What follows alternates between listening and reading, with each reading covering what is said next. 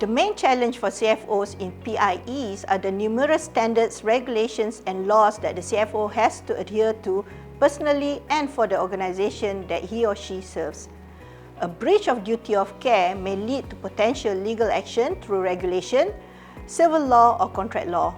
There is personal liability, as we all know, from the various financial scandals that have been reported locally and overseas. The second challenge is the stakeholders. Different stakeholders have different views of what is required of the CFO. You have the shareholders, the board of directors, the management, the staff, the regulators, and the list goes on. It can become very confusing and overwhelming for the CFO when there are so many demands coming from all stakeholders. Thirdly, the challenge may be the CFO himself or herself. He or she must be aware of his or her own competency gaps. If there is no self-awareness, there will be no improvement. To overcome challenges that I have mentioned earlier, there must be this self-awareness. Otherwise, it will become a vicious circle and never-ending grind for the CFO.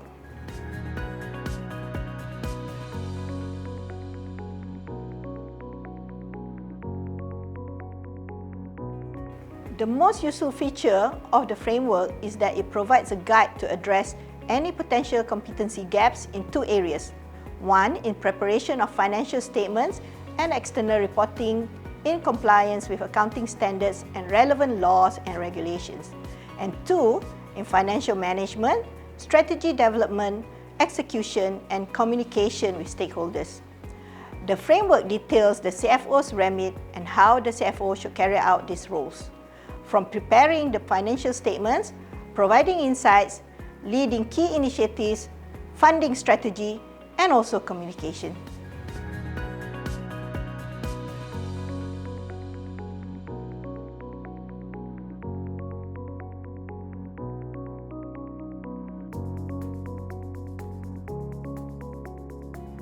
The framework provides guidance in meeting the roles of CFOs with clear definition on core skills, core knowledge, key experiences, and key relationships that a CFO should have in order to excel in the role of CFO.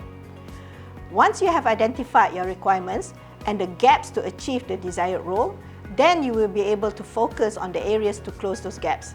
It is almost like a checklist or questionnaire, but a bit more in-depth. Not only that, the framework even goes on to identify the types of training to overcome the specific gap that is identified. So it provides the guidance not just on preparing the financial statements or the nuts and bolts of accounting, but the wholesome role of a CFO as a value-added business partner.